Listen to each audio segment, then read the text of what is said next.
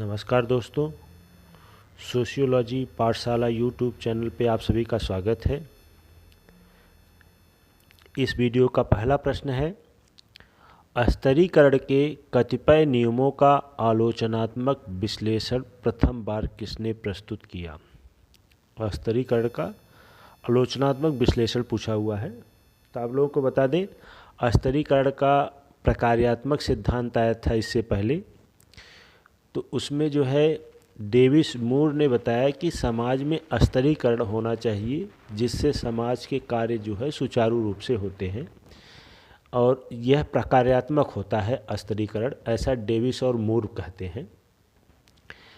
और स्तरीकरण का तात्पर्य होता है समाज का उच्चता और निम्नता के क्रम में विभाजन हो, उसे हम स्तरीकरण के नाम से जानते हैं। स्तरीकरण का आधार कुछ भी हो सकता है, सामाजिक, आर्थिक, शैक्षणिक, लिंग के आधार पे, धर्म के आधार पे।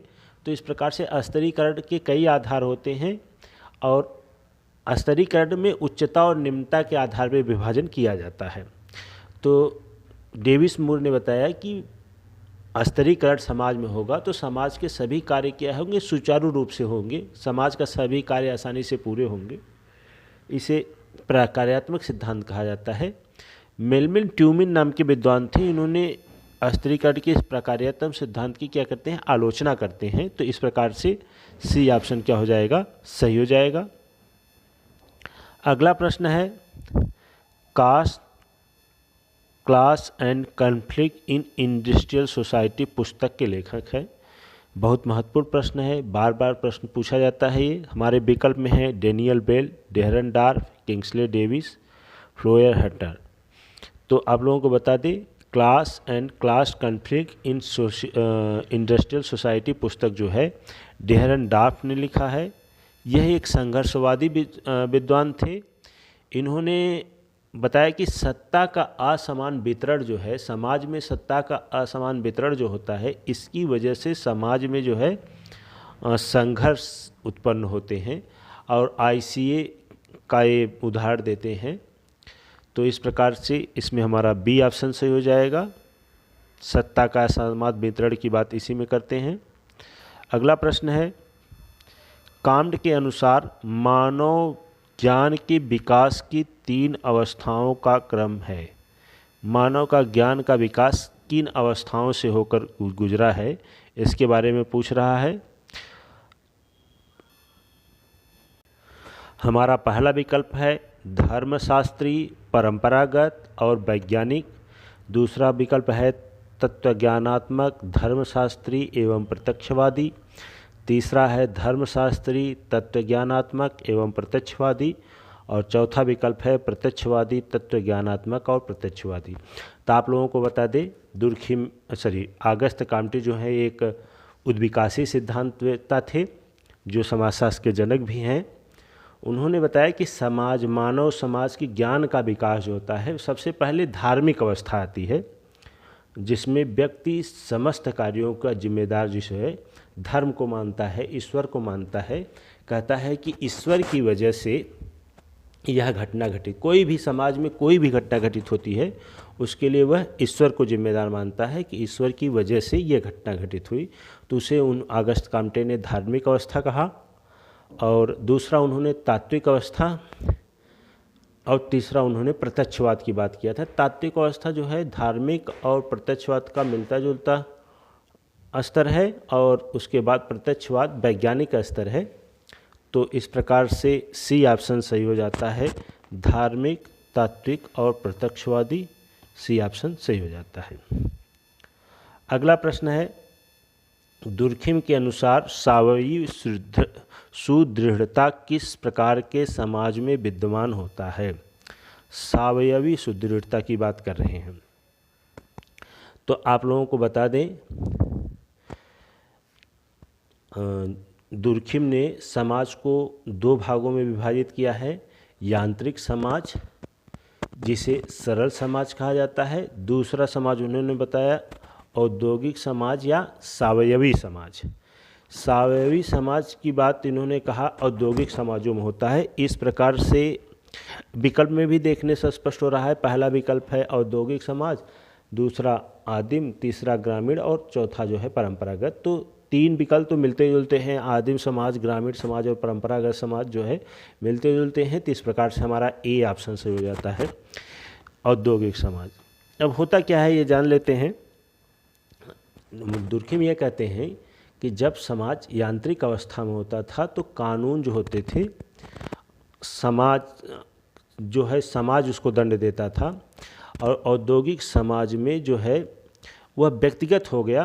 तो इस प्रकार से सामूहिक सुदृढ़ता जो है औद्योगिक समाज में देखने को मिलता है। और औद्योगिक समाज में इस प्रकार की सुदृढ़ता इस वजह से देखने को मिलती है क्योंकि समाज में धीरे धीरे श्रम विभाजन बढ़ता है और लोगों के व्यवहार करने, सोचने के तरीके अलग अलग हो जाते हैं। इस प्रकार से यह औद्योगिक समाज जो है विकल्प में, ए विकल्प में है, सही हो जाता है। अगला प्रश्न है, राधा कमल मुखर्जी ने अपने योगदानों में जो प्रयुक्त किया है।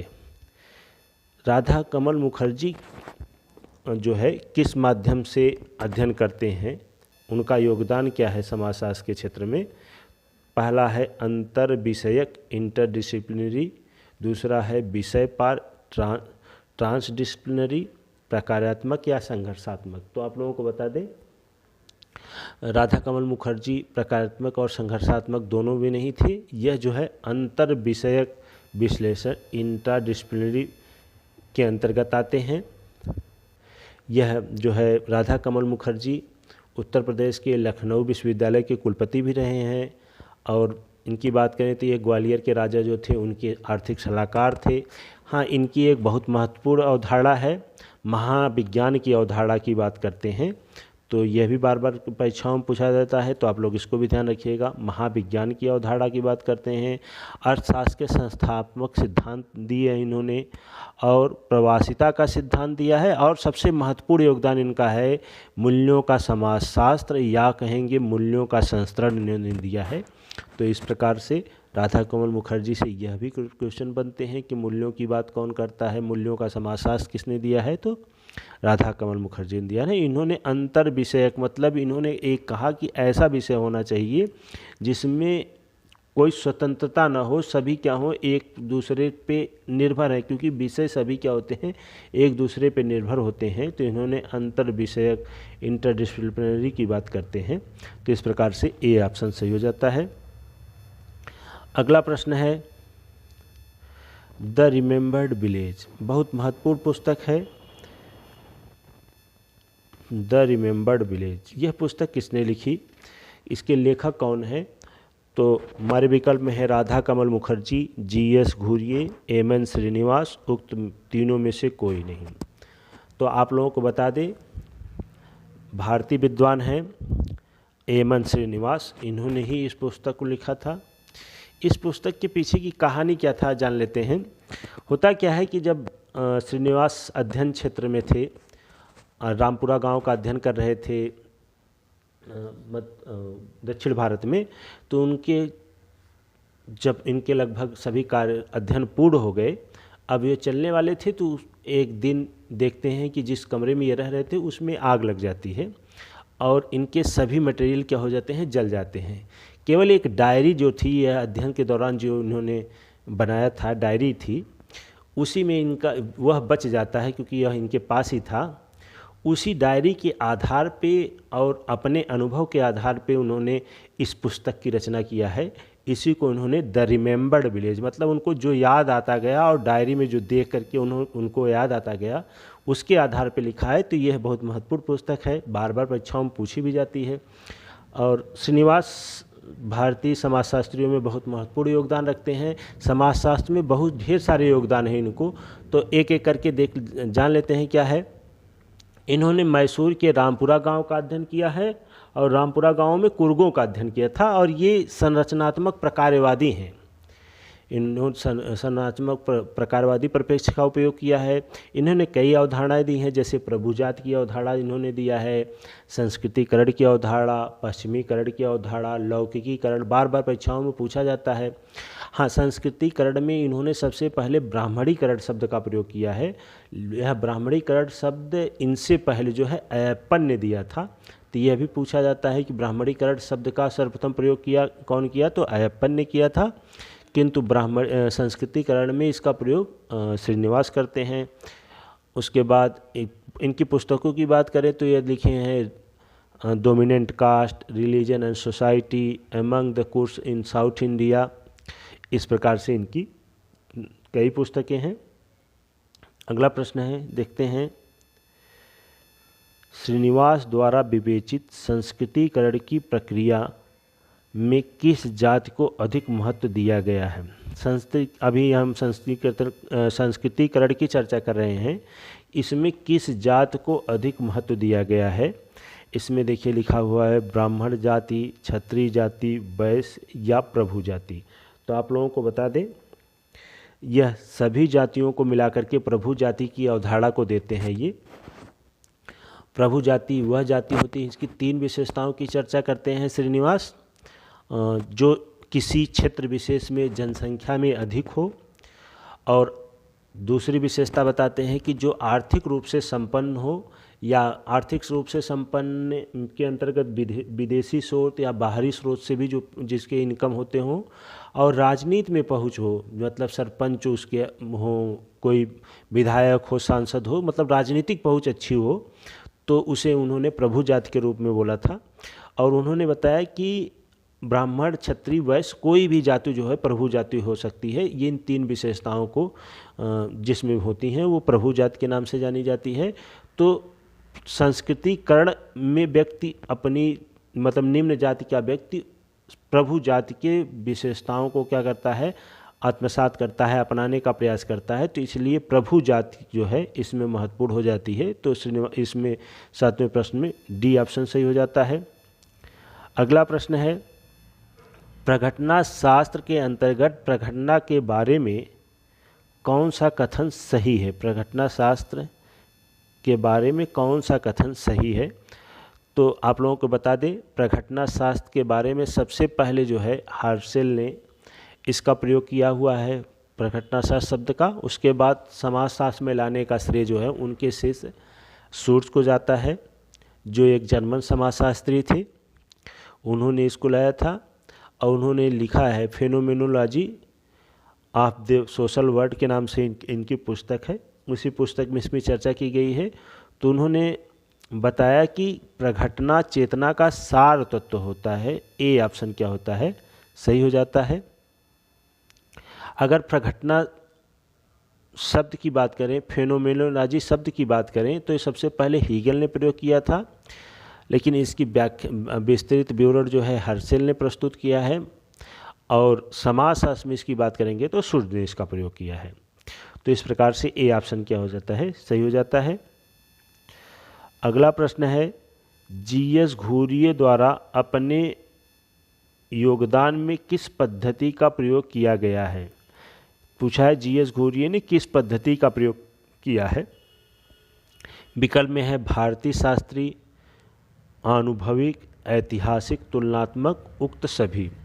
तो आप लोगों को बता दें, जीएस घुरिये एक भारतीय विद्वान थे, जिन्हें भारत का समाजशास्त्री पिता भी कहा जाता है। यहाँ पे कन्फ्यूजन ये हो जाता है, भारत का समाजशास्त्री पिता जो है पैट्रिक गिडिंस को भी माना जाता है, और भारत का समाजशास्त्री पिता जो है जीएस घुरिये को भी माना जाता है। तो अब ध्यान रखिएगा, ऐसे प्रश्न में अगर दोनों विकल्प में आ जाएं तो इस पर ध्यान रखिएगा, पैट्रिक गिडिंस को क्यों माना जाता है, क्योंकि पहले विद्वान थे जिन्होंने भारत में समाजशास्त्र का अध्यापन प्रारंभ किया था। जीएस घुरिये ऐसे विद्वान थे जो पहले भारतीय थे जिन्होंने समाजशास्त्र भारत में पढ़ाया था, और पैट्रिक गिडिंस जो है ब्रिटेन के रहने वाले थे। तो पहले समाजशास्त्र पढ़ाने वाले गिडिंस थे, किंतु कोई भारतीय जो समाजशास्त्र पढ़ाया था वो जीएस घुरिये थे। तो इस प्रकार से समाजशास्त्र का जनक जो है पैट्रिक गिडिंस हैं। भारत में भारतीय समाजशास्त्र का जनक पूछे तो जीएस घुरिये हैं। इन्होंने विद्याशास्त्री, आनुभविक और ऐतिहासिक, तुलनात्मक सभी पद्धतियों का प्रयोग किया था। तो इस प्रकार से डी ऑप्शन क्या हो जाएगा, सभी हो जाएगा। अगला प्रश्न है, ए राजस्थान विलेज पुस्तक के लेखक कौन हैं। ए राजस्थान विलेज के पुस्तक के लेखक कौन हैं। विकल्प में है Brijraj Chauhan, M N Srinivas, C H Cooley और मैकाइवर एवं पेज। तो आप लोगों को बता दें, यह पुस्तक जो है बृजराज चौहान की है। यह बहुत महत्वपूर्ण पुस्तक है। जब रेडफील्ड ने टेपोजलान गांव का अध्ययन करके लघु समुदाय की अवधारणाएं देते हैं, तो वह बताते हैं कि लघु समुदाय में 4 प्रकार की विशेषताएं पाई जाती हैं। एक होती है लघुता, समरूपता, समानता और आत्मनिर्भरता। इसका जो है भारतीय परिप्रेक्ष्य में पहला अध्ययन हुआ था। ये बृजराज चौहान ने राजस्थान के राणावती गांव का अध्ययन करते हैं। राजस्थान के राणावती गांव का अध्ययन करके ये बताते हैं कि लघु समुदाय की अवधारणा जो रेडफील्ड ने दिया हुआ है, उसकी 4 विशेषताओं में से 2 विशेषताएं भारतीय संदर्भ में देखने को मिलती हैं, 2 विशेषताएं नहीं मिलती हैं। कौन सी 2 विशेषताएं नहीं मिलती हैं? तो लघुता और समानता तो देखने को मिलती है, समरूपता और आत्मनिर्भरता जो है, ये 2 विशेषताएं नहीं देखने को मिलती हैं। तो ये बहुत महत्वपूर्ण पुस्तक है। यह पुस्तक जो है बृजराज चौहान ने लिखा हुआ, तो इस प्रकार से ए ऑप्शन सही हो जाएगा। अगला प्रश्न है, लोक विधि विज्ञान के अनुसंधान में कौन अग्रणी थे? अग्रणी है लोक विधि विज्ञान,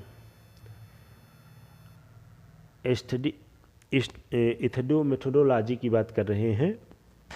तो यह जो है आप लोगों को बता दें, इसके जनक लोक विधि विज्ञान एथनोमेथोडोलॉजी के जो जनक हैं वो कौन हैं? हेराल्ड गारफिंकल हैं। इन्होंने ही 1967 ईस्वी में स्टडी इन एथनोमेथोडोलॉजी नामक पुस्तक लिखा है। उसी पुस्तक में इसकी चर्चा की हुई है। तो इस प्रकार से सी ऑप्शन से हो जाएगा। अगला प्रश्न है, होमस के विनिमय सिद्धांत में कौन सी अवधारणा प्रयुक्त नहीं हुई है? होमस ने विनिमय सिद्धांत में कई अवधारणाओं को प्रयुक्त किया है, तो इसमें पूछा हुआ है कौन सा इसमें प्रयुक्त नहीं हुआ है। देखते हैं, लाभ, पारितोषिक एवं लागत। बी विकल्प में है क्रिया, मूल्य एवं संभावना, उद्दीपन क्रिया, शक्ति एवं अधिकार। तो शक्ति और अधिकार जो है डी ऑप्शन सही हो जाएगा, क्योंकि इसकी बात जो है होमस ने नहीं किया है। इसकी बात शक्ति और प्राधिकार की बात जो है मैक्स वेबर महोदय ने किया हुआ है। तो इस प्रकार से डी ऑप्शन सही हो जाएगा इसमें। अगला प्रश्न है, किसने अपने सामाजिक परिवर्तन के सिद्धांत में उद्विकासी तत्वों की व्याख्या की है?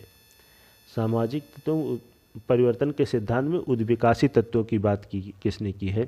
सोरोकिन, पार्सन्स, स्पेंसर और मार्क्स।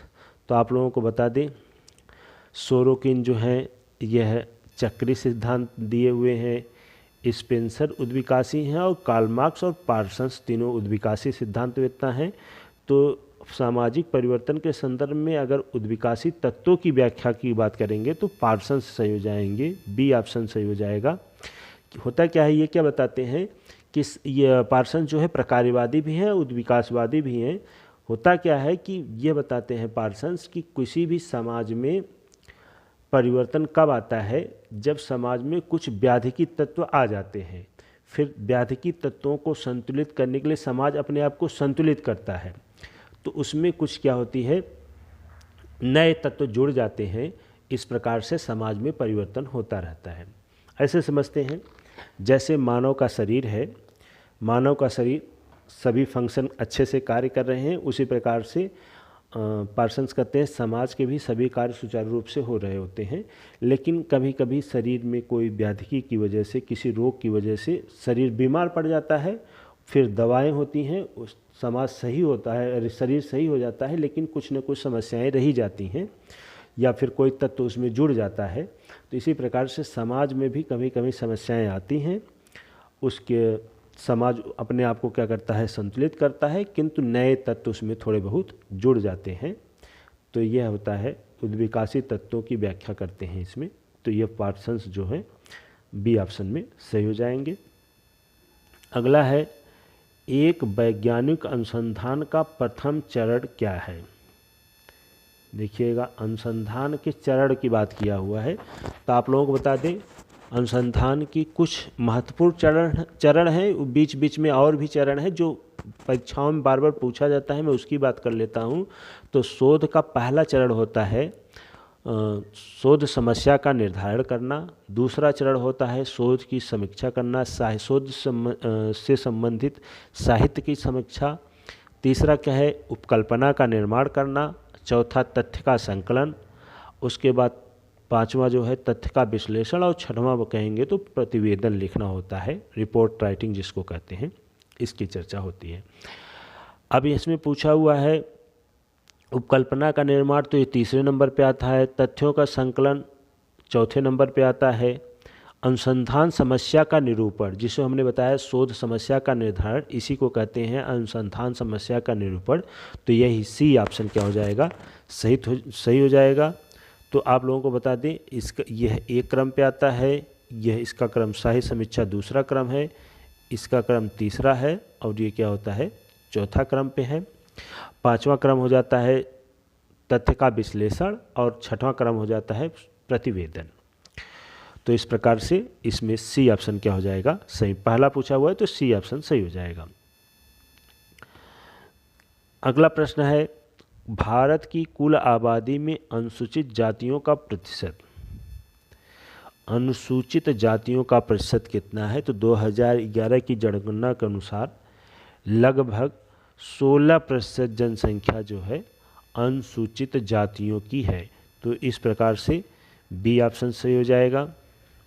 अगला प्रश्न है, भारत की कुल आबादी में अनुसूचित जनजातियों का प्रतिशत है। ध्यान देखिएगा, ऊपर वाले प्रश्न में पूछा हुआ है अनुसूचित जातियों का, दूसरे वाले प्रश्न में पूछा हुआ अनुसूचित जनजातियों का। तो अनुसूचित जनजातियों की संख्या क्या है, 8% है। कभी कभी ये भी पूछ लेता है कि इनके आरक्षण कितना प्रतिशत मिला हुआ है, तो जनसंख्या जिस अनुपात में है उसी अनुपात में आरक्षण भी मिलता है।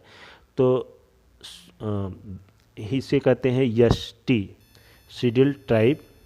शेड्यूल्ड ट्राइब जो है 8% जनसंख्या है, और इसका जो है जो आरक्षण की बात करेंगे तो इनको 8% का आरक्षण मिलता है, एसटी। और ऊपर वाले प्रश्न में एससी लिखा जाता है,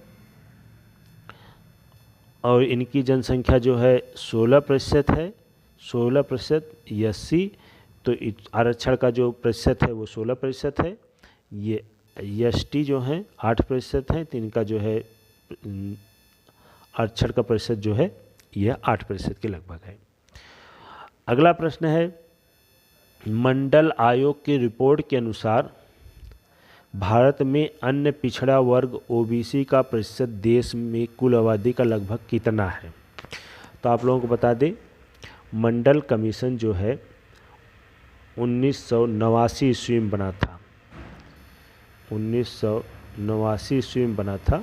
बीपी विंध्येश्वरी प्रसाद मंडल जो है इस आयोग के अध्यक्ष थे, और यह आयोग जो है 1992 में जो है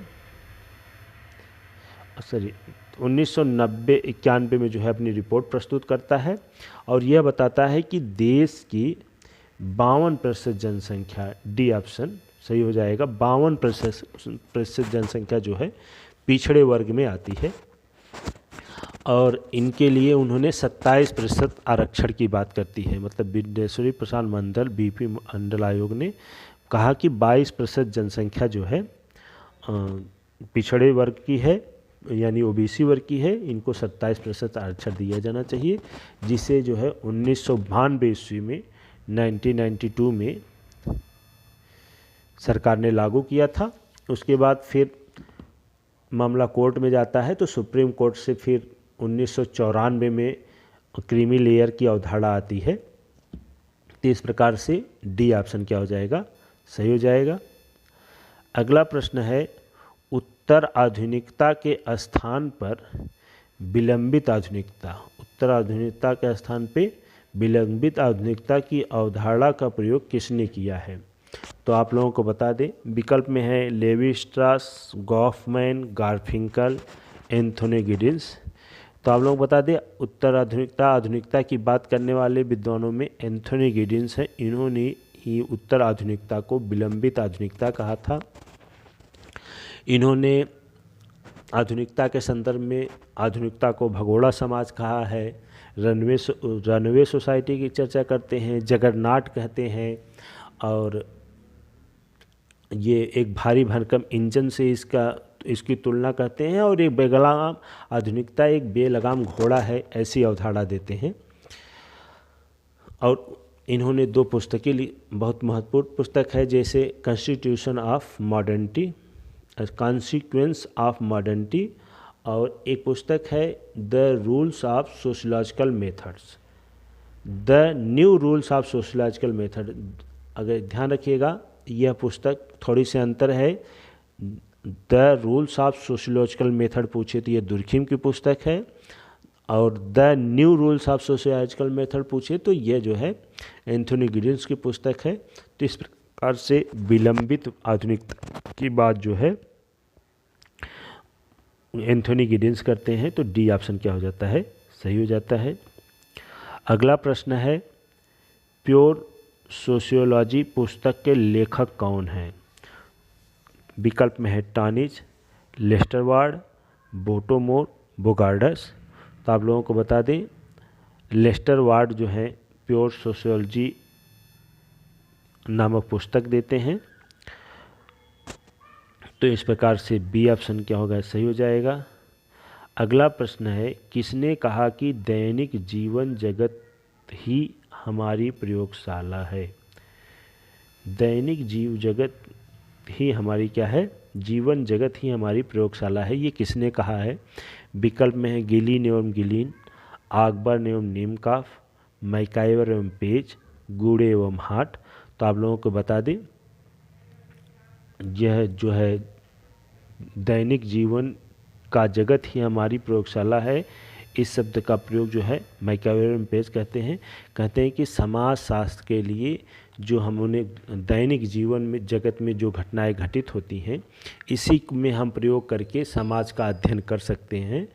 तो इस प्रकार से सामाजिक संबंधों का जाल है, इनकी बहुत महत्वपूर्ण अवधारणा है।